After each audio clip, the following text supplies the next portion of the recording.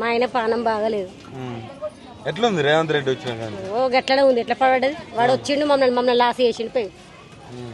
మిమ్మల్ని కోటీశ్వరాలు ఏం చేసిండు ఆయన? ఏం కోటీశ్వరాలు చేసిండు? ఉన్నోనికే ఇస్తుండే, ఏలోనికి ఎవడు ఏమి ఇస్తలేడు. అంటే మిమ్మల్ని కోటీశ్వరాలు చేద్దామని ఆయన చూస్తాడు. కానీ ఎక్కడన్నా ఎవరన్నా పోయి అప్పు అడిగితే ఆయన దొంగను చూసినట్టు చూస్తారు. ఎందుకు చూస్తారు? ఎందుకు చూస్తారు? ఇంకా మంచిగా చూస్తే ఎందుకు చేస్తారన్న? మళ్ళీ మహిళలు ఓట్లు అయితే గెలుతా అంటుండే. ఏమి వేయరేయమని వెయ్యం. ఎందుకు వెయ్యం? సన్న బియ్యం ఇస్తుండే, ఫ్రీ బస్. నాకేమి రేషన్ కార్డు బి లేదు. 25 ఏళ్ళే నాకు పెళ్ళి. రేషన్ కార్డు లేదు నాకు, తెలుసా? ఊళ్ళో భూమి బి లేదు, మాకేం లేదు తెలుసా? మన కిరాయి కనీసం మీకు 18 ఏళ్ళు నిండిన మహిళలకు 2500 పింఛన్ ఏది లేదు, ఏది లేదు. 500 గ్యాస్, 500 గ్యాస్ లేదు. నా ఇది కాదు, ఏది లేదు మాకు.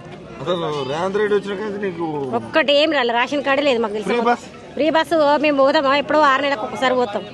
ఎప్పుడు పోము మేము. మీకోసం పెడితే మేము ఏడ పోతాం నైనా. ఫ్రీ బస్ ఎక్కే బదులు సపరేట్గా పైసలు బస్సు ఎక్కిపోయేది మనం. అంతేనా? కొట్టుకొని వస్తారు బస్సులలో.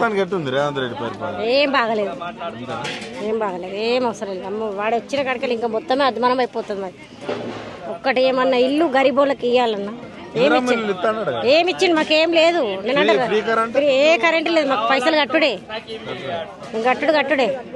నెల బిల్లు కట్టుడే అవుతుంది మాకు, తెలుసా?